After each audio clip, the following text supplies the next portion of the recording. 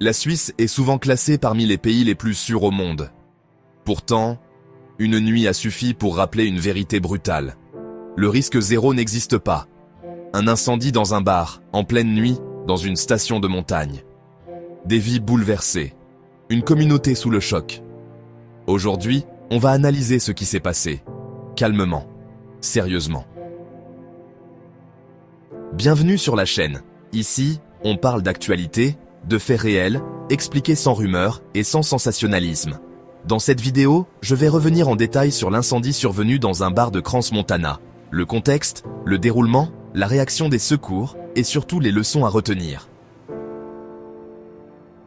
Crans-Montana est une station connue à l'international. Tourisme, ski, fêtes de fin d'année, bar très fréquenté. La nuit du Nouvel An, la station est pleine. Beaucoup de jeunes, beaucoup de touristes. Une ambiance festive, normale, jusqu'au drame. Selon les premiers éléments, le feu se serait déclaré à l'intérieur du bar. Dans un lieu clos, avec musique, éclairage, décoration, parfois des matériaux inflammables, le feu peut se propager extrêmement vite. En quelques instants, la fumée envahit l'espace. La panique s'installe. Certains tentent de sortir, d'autres cherchent leurs proches. Dans ce type de situation, les secondes comptent. La fumée est souvent plus dangereuse que les flammes. Désorientation, difficulté à respirer. Les témoignages parlent d'un chaos total. Cris, visibilité réduite, confusion générale. Les secours sont alertés très rapidement. Pompiers, ambulances, police. Intervention de nuit, en montagne, avec une foule importante. Ce sont des conditions extrêmement difficiles. Malgré tout, les équipes interviennent, évacuent, soignent, sécurisent. Au-delà du bâtiment, c'est toute une communauté qui est touchée. Des familles attendent des nouvelles. Des amis cherchent à comprendre. Crans-Montana, habituellement associé aux vacances et aux loisirs, se retrouve plongé dans le silence et la tristesse.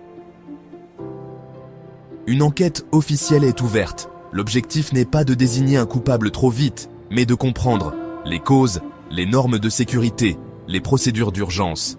Seules les autorités pourront tirer des conclusions définitives. Ce drame pose des questions essentielles.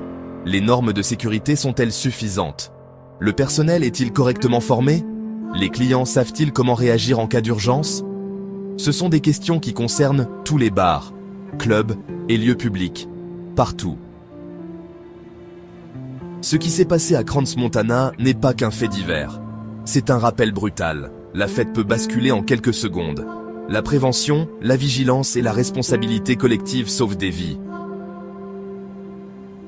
Pensées sincères pour les victimes et leurs proches.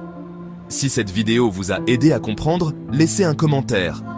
Abonnez-vous pour d'autres analyses claires et respectueuses de l'actualité. Informer, c'est aussi protéger.